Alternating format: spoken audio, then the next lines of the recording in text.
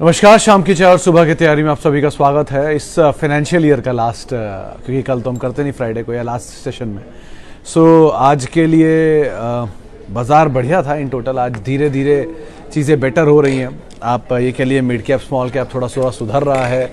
जितनी डीप है, जितने बुरे सिचुएशन में हमने लास्ट के 2 वीक काटे हैं, उससे चीज़ें और बेटर हुई हैं और अब स्टेबल साइड पे मार्केट है। आज का स्टार परफॉर्मर तो रिलायंस था, ऑब्वियसली हाईएस्ट हेवी वेट है, 20 लाख करोड़ की मार्केट कैप पार हो गई।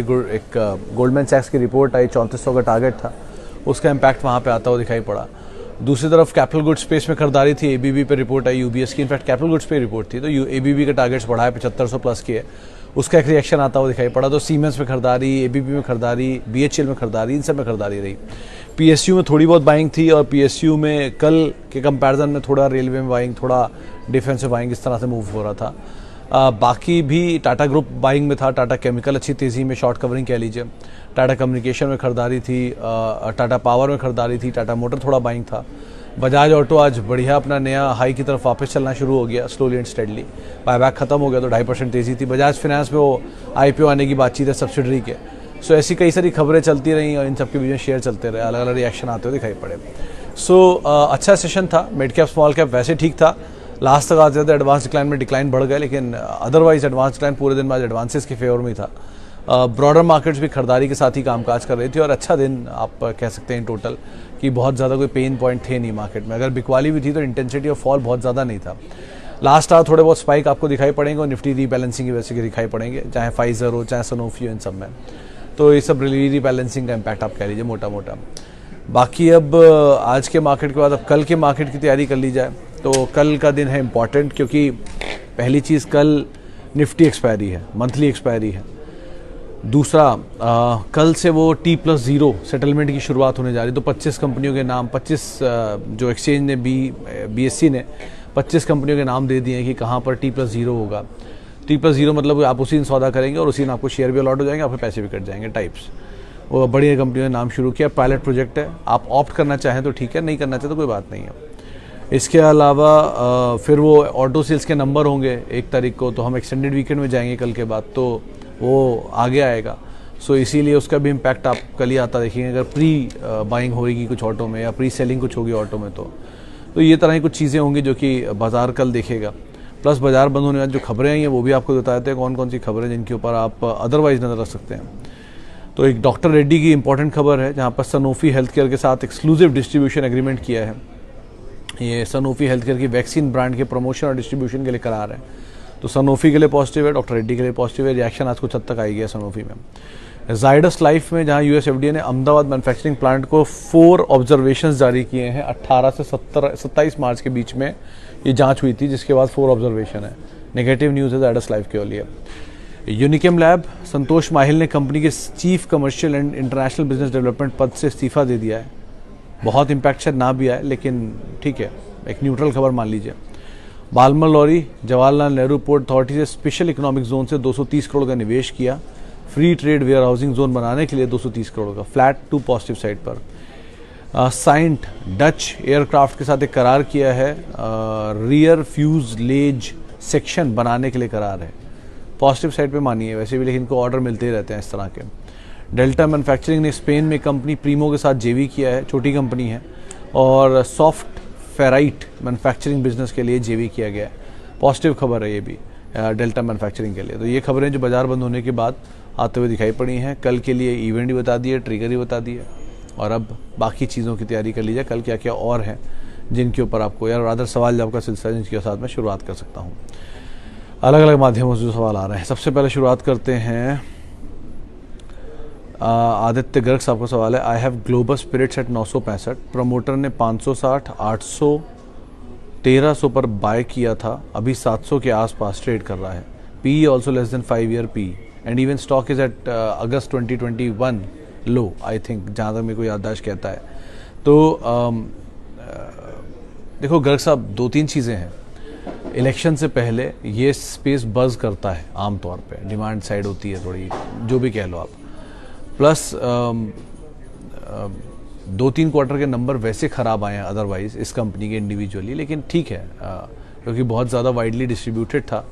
हर व्हाट्सएप ग्रुप का हिस्सा था, तो थोड़ा नीचे आना ही था, लेकिन अब थोड़ा स्टेबल हो चुका है। तो अब अगर आपके पास है तो आप बने रह सकते हो। अभी के लिए है सस्ता, बट नंबर अगर पिकअप कर जाएंगे तो चीज़ें बेटर हैं। आपको कोई भी वैल्यूएशन तब तक जस्टिफाई है जब तक शेयर के अंदर लॉस नहीं आ रहा है। अगर लॉस ही आ गया फिर तो क्या ही वैल्यूएशन जस्टिफिकेशन।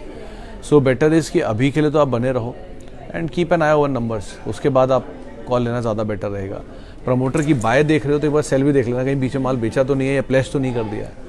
ये अगर किया है तो बात अलग है, लेकिन अदरवाइज कंफर्टेबल नंबर आपके हिसाब से आप बोल रहे हो जो भी है। मैंने बहुत सारे नंबर चेक नहीं किए इसलिए मैं सब पे टिप्पणी नहीं कर पाऊँगा, लेकिन इन टोटल वैसे कंपनी ठीक है। बहुत चला था, बहुत चर्चित था, तो इसलिए थोड़ा नीचे आना बनता भी था इसका। अरूप जी का सवाल है, सर वेदांता 38% डिविडेंड यील्ड दिखा रहा है, इन फ्यूचर डिविडेंड देगा या नहीं, क्लियर नहीं है।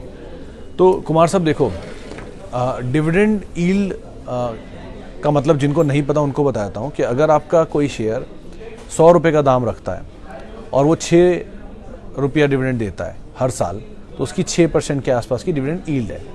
वही शेयर अगर 200 रुपये हो जाता है और डिविडेंड 6 ही रुपये दे रहा है, तो उसका यील्ड 3 रुपये हो जाएगा, क्योंकि डिविडेंड उतना ही है, शेयर का दाम डबल हो गया है। तो 6/200 इंटू 100 करेंगे तो 3% आएगा। सो ऐसे करके जैसे जैसे शेयर बढ़ता जाएगा यील्ड कम होती जाएगी, जैसे जैसे शेयर घटता जाएगा यील्ड बढ़ती जाएगी। ये आम यील्ड की डेफिनेशन है। अब आप समझो कि वेदांता के केस में क्या हुआ। देखिए सर, वेदांता एक कमोडिटी बेस्ड कंपनी है, तो आमतौर पर जब भी कभी कमोडिटीज़ के प्राइसेस इन फेवर आते हैं तब आपको बेहतर कैश फ्लो जनरेट होता है। उस कैश फ्लो का इस्तेमाल प्रमोटर अपने फर्दर इस्तेमाल अपने कामकाज के लिए करता है। तो वेदांता के केस में क्या हुआ, हिंदुस्तान जिंक इनकी आम है, जो कि कमोडिटी में सिल्वर की लार्जेस्ट प्रोड्यूसर इंडिया की, एंड जिंक एंड ऑल में भी है। तो हिंदुस्तान जिंक अच्छा डिविडेंड पे करता था वेदांता को। वेदांता अपने पेरेंट को, यानी वेदांता पीएलसी जो लंदन बेस्ड है, उनको अपने डिविडेंड देता था। तो वो डिविडेंड की एवज में आपको भी मिलेगा, क्योंकि भैया प्रमोटर को मिल रहा है तो आप भी जो उसका हिस्सा हो शेयर होल्डर का, तो आपको भी मिलेगा। सो आपको इसलिए दिखता है कि 28% की आसपास की यील्ड है, लेकिन वो हमेशा रहेगा या नहीं, नॉट पॉसिबल, क्योंकि 28% की यील्ड कमोडिटी साइकिल के फेवर में हो सकती है। जब आपकी कमोडिटी साइकिल फेवर में नहीं है तो ये यील्ड नहीं रहती। तो हिंदुस्तान जिंक का डिविडेंड घट गया, अब आगे वेदांता का डिविडेंड भी घट जाएगा। ये पिछले साल की यील्ड आप देख रहे हो, इस साल आप हिंदुस्तान जिंक का डिविडेंड देखो, अपने आप घटा हुआ दिखेगा आपको। वो घट गया तो वेदांता को भी कम मिला, उसने भी आगे कम बांटा, धीरे धीरे करके। दूसरा कंसर्न क्या है, ये कंपनी के ऊपर खुद पे बहुत बड़ा डेट है, तो इनके लिए पहली प्रायोरिटी इनके डेट चुकाना है instead of paying A hefty dividend. तो ये अगर करते जाएंगे ऐसी डिविडेंड का नंबर, तो और बाजार इनको बुरी सजा देगा। सो अभी के लिए से आप डिविडेंड को पर वो मत मानिए कि एवरेज डिविडेंड यही है। इससे एक तरीका आपको और बताता हूँ कि आप किसी भी आईटी कंपनी या स्ट्रॉन्ग कैश फ्लो जनरेट करने वाली कंपनी को देखिए, उनकी डिविडेंड यील्ड आपको कंसिस्टेंट दिखेगी। तो higher dividend yield is not important, consistent dividend yield is important. तो एक बार 28 है, पिछली बार 34 है, उससे पहले 35 है, उसके बाद 7 है, उससे पहले 2 है, ऐसी यील्ड पे मत जाइए। अगर कोई 10, 12, 15, 17 ये यील्ड दे रहा है, जो बहुत मुश्किल है वैसे, मान लीजिए चलिए 6, 8, 4, 6, 8, 4 इसी रेंज में घूम रहा है, तो भी उसकी यील्ड बेटर है। आईटी कंपनियां, एफएमसीजी कंपनियां, पीएसयू कंपनियां इस तरह की होती है जहाँ पर इस तरह की यील्ड्स आती हैं। यील्ड क्योंकि शेयर भी नीचे आ गया इसलिए आपको ज़्यादा दिख रहा है, तो जहाँ शेयर भाग गया वहाँ यील्ड अपने आप ही नीचे आ जाएगी। लेकिन कंसिस्टेंट डिविडेंड ट्रैक रिकॉर्ड पर नज़र रखिए instead of looking at the yield. थोड़ा ज़्यादा लंबा बोल गया, लेकिन ये ज़्यादा ज़रूरी भी था बोलना।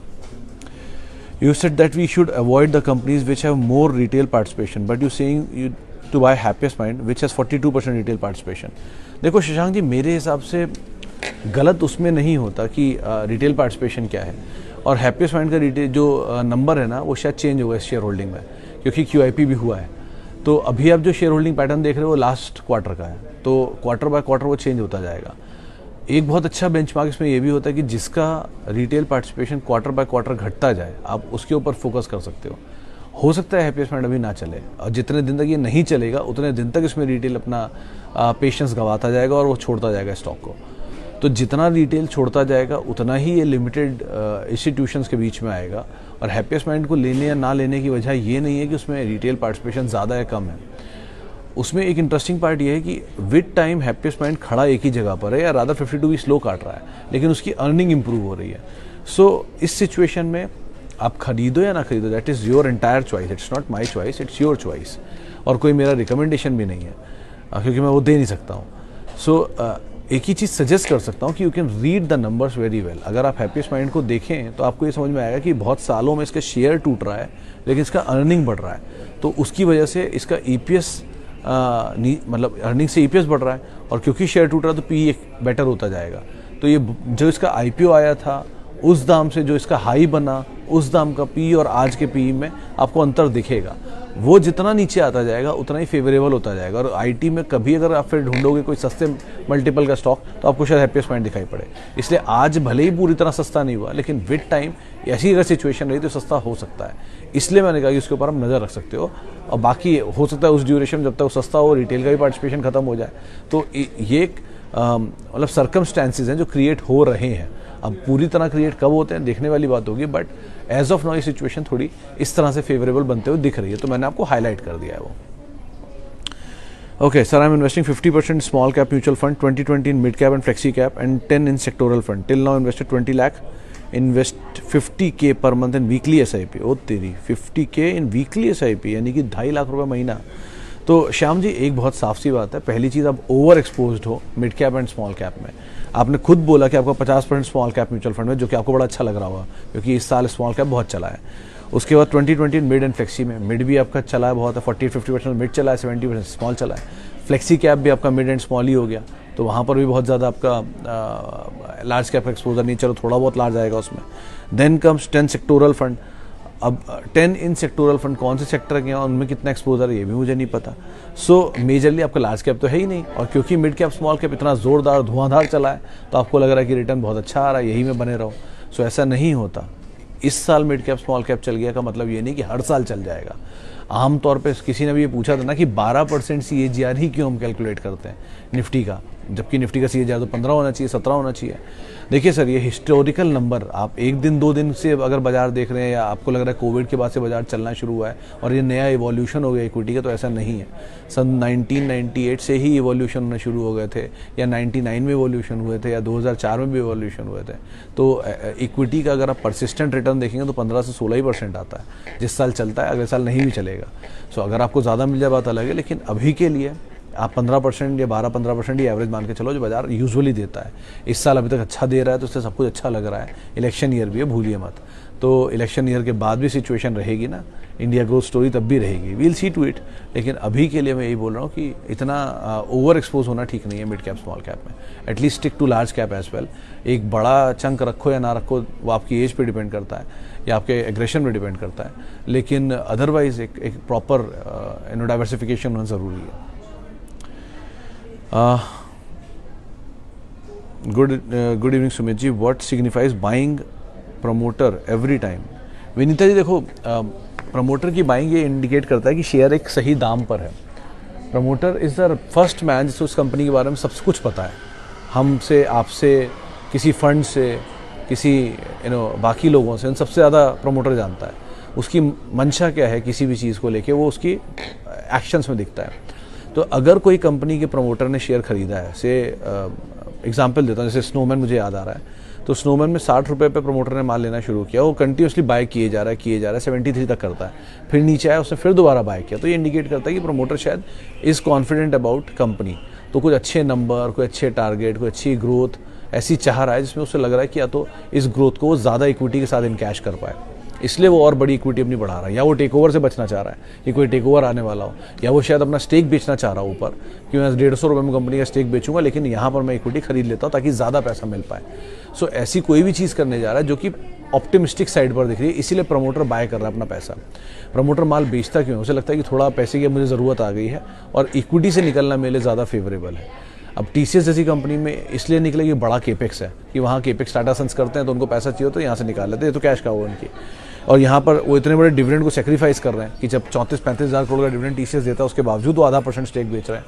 तो उन्होंने कहा चलो ठीक है, अभी उनको डिविडेंड से ज़्यादा अच्छी वैल्यू कहीं मिल रही होगी, वहाँ डाल रहे होंगे। So usually buying and selling ये इंडिकेट करती है। प्लस कभी कभी ये भी होता है कि बहुत शेयर डिस्ट्रेस में आ गया और प्रमोटर नीचे बाय कर रहा है, तो ये भी बड़ी अच्छी बात है कि प्रमोटर अगर नीचे बाय कर रहा है, इसका मतलब शेयर ऑलमोस्ट अपने सपोर्ट के आसपास है, इसमें अब अपने फॉल को वो रिस्ट्रिक्ट कर रहा है, अपनी बाय ला के, तो ये भी एक तरीका हो सकता है। सो ऐसे मल्टीपल रीजंस होते हैं प्रमोटर के बाय करने के एंड सेल करने के, लेकिन एक अच्छा साइन ही से आमतौर पर माना जाता है।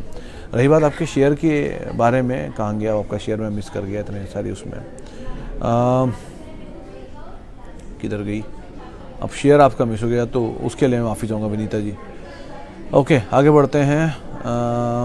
Sir, is Angel One mentions anywhere that for which they are using QIP amount, why they raise QIP if cash in their books?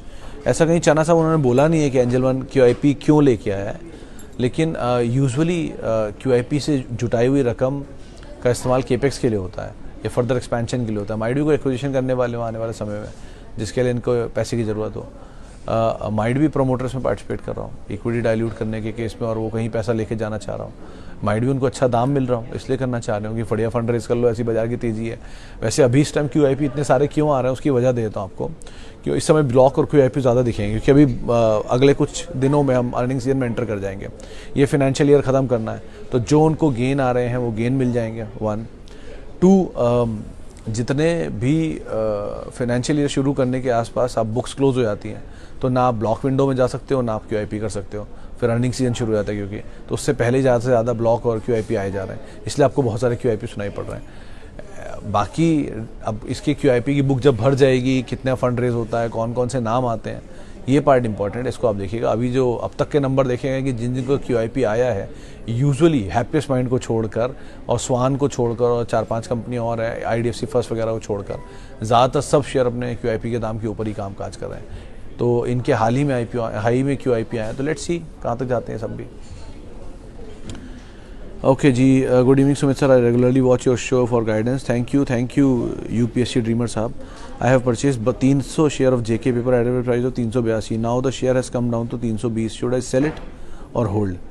Sir बहुत सीधी सी बात है। पहली चीज़, अगर आप कोई स्टॉक अपने पैसे से ले रहे हो जिसमें आप खुद का पैसा लगा रहे हो, उधार लेके मत डालना। उधार लेके तो कभी भी मत लेना, ज़िंदगी में कुछ भी हो जाए, कितने मौके छूट जाएं, कितने अच्छे ट्रेड छूट जाएं, कितनी अच्छी डील आपको मिल जाए, उधार लेके मत डालना। वो मेरी हम्बल रिक्वेस्ट है आप सबसे, जो सुन रहे हैं या जो सुनेंगे या जो सुनना चाहते हैं, जो नहीं भी सुनना चाहते उन सबसे भी, कि उधार लेके पैसा मत डालना मार्केट में कभी भी, क्योंकि market is very unpredictable, nobody nose कि क्या होने वाला है कल। सो अगर किसी फाइंड डे आपके बेस्ट ऑफ द बेस्ट सौदा भी नीचे आ जाता है, तो वो सौदा तो नीचे आ गया, लेकिन उधार का पैसे का ब्याज चल रहा है, वो मीटर चल ही रहा है। आप 1 साल देख लोगे, 2 साल देख लोगे, और बाजार जब कंसोलिडेशन में आता है तो HUL जैसे शेयर को 3 साल से रुका रखा है, HDFC को रुका दिया, तो किसी भी शेयर को कहीं भी रुका सकता है कई साल तक। सो आप ब्याज भरते रहोगे, वरना आप बस्ट आउट हो जाओगे। सो ऐसा काम मत करो, उसमें ना आपको जेब से कुछ आएगा जेब में, और उल्टा जेब से जाएगा और स्ट्रेस अलग रहेगा। सो उधार का पैसा मत डालना, और अपने से लिया है तो अभी आप होल्ड कर सकते हो, नंबर पर नज़र रखना। लेकिन ये पेपर, ये लेदर, ये फुटवेयर, इनमें आमतौर पे एक मोमेंटम बेस्ड ही शेयर होते हैं, तो ज़रा मोमेंटम आपको मिले उसको चेज़ करके थोड़ा निकलने की कोशिश करना। इनमें आप कोई थ्रू आउट अनंत काल के लिए मत बने रहना। JK पेपर कंपनी ख़राब नहीं है, लार्जेस्ट प्लेयर है अपने पेपर स्पेस में, लेकिन अब थोड़ा बाजार नीचे जाए तो ये भी नीचे आएगा, रिबाउंड कर जाएगा, आपको गेन भी आ जाएगा, आप उस गेन के हिसाब से फिर अपनी कॉल लेना। ओके जी, आगे बढ़ते हैं। Sir, what is the direction of stock market in election year, like in 14, 19, I am new. तो नीलेश जी देखो, अगर आप मार्च के हिसाब से देखो तो ये देखा गया था कि जो भी साल इलेक्शन था, इलेक्शन वाले ईयर का मार्च हमेशा अच्छा रहता है, ये अब तक देखा गया था। इस बार का मार्च थोड़ा डोल गया, तो कुछ भी ऐसा ट्रेंड नहीं होता। आप अगर ये सोच के चल रहे हो कि हर बार ट्रेंड आएगा, उस ट्रेंड को मैं फॉलो करूँगा, तो ट्रेंड कुछ नहीं है मार्केट में। Every day is a new day, every day is a new market, और हर रोज़ कुछ नया ही होता है बाजार में। यही सबसे बड़ी मार्केट की यूनिकनेस है कि आप कभी प्रेडिक्ट नहीं कर सकते क्या होने वाला है। आप सिर्फ उसको ट्रेंड को रीड कर सकते हो। You might get wrong right sometimes, आपकी स्टडी हमेशा आपको और बेटर बनाती जाएगी विद टाइम, लेकिन आप हमेशा सही पढ़ोगे ऐसी कोई गारंटी नहीं है। मतलब आई एम तो 100% श्योर अबाउट माई सेल्फ कि मैं कभी हमेशा सही पढ़ूंगा, इसकी गारंटी नहीं है। तो मैं गलत होने के लिए पूरी तरह से तैयार भी हूँ, क्योंकि ये होता ही है मार्केट में, सबको गलत प्रूफ होना होता है एक बारी। तो अपना कोई इसमें फॉल्ट नहीं है गलत होने में, बाजार है, बाजार इज़ सुप्रीम। सो ये ट्रेंड है, तो ट्रेंड तो कभी भी बदलते रहते हैं। सो इस बारी इलेक्शन ईयर है, अब लेट्स सी, मार्च तो अच्छा ही होता है आमतौर पे, इस बारी ज़्यादा अच्छा हुआ नहीं। आगे देखते हैं कैसे, क्योंकि मार्च से पहले बहुत चला था बाजार, तो इसलिए थोड़ा हल्का हुआ है। अब लेट्स सी आगे क्या होता है। लेकिन अच्छे शेयर अच्छे दाम पर मिलें तो उनमें आप ज़रूर निवेश करिए, कोई दिक्कत नहीं है। Hi Sumit ji, watching your session from Japan. Thank you Khurana साहब, thank you. Is it right time to add more IREDA on 125 for longer duration of time? I think 80 to 90 is a better zone to enter for longer duration of time. क्योंकि दो तीन logic है इसमें। पहली चीज़, 30 रुपये का share 200 रुपये गया तो वो तो एक अनाप शनाप दाम हो गया। तो एक वैल्यू थी 3 रुपये पर, मतलब 30 रुपये पर वैल्यू थी शायद, इस स्टॉक में 8 का मल्टीपल था। एक 200 पे जाके वो मल्टीपल कहीं 7 गुना ऊपर आ गया। 120 पे आके 3 गुना ऊपर होगा, तो 80-90 मिल जाता है, नहीं सॉरी 120 पे 4 गुना होगा, तो 80-90 पे कहीं 3 गुना होना चाहिए। तो 3 गुना तक तो फिर भी रीजनेबल है। अर्निंग अगर बढ़ेगी तो ये कहीं एडजस्ट हो जाएगा। सो 120 से आप एक्यूमुलेट करना शुरू कर सकते हो 80 तक, लेकिन आउटराइटली 120 पे कूद जाना वो थोड़ा ठीक नहीं है। सर्किट को देख के कहीं अपना इंटरेस्ट मत जगा लेना कि अब ये कैसे मिलेगा नहीं, कभी सर्किट लग गया। ऐसा बहुत होता है आमतौर पे लोगों को कि उनको लगता है कि सर्किट चलना शुरू हो गया, अब ये सर्किट कभी ख़त्म ही नहीं होगा, ये शेयर छूट गया मेरे हाथ से। अरे ये छूट गया तो कुछ और मिल जाएगा। मतलब market has, money has no colour. या तो आयरेडा दे या सुजलॉन दे, क्या ही फ़र्क पड़ता है, पैसा बनाना है ना आपको एंड ऑफ द डे।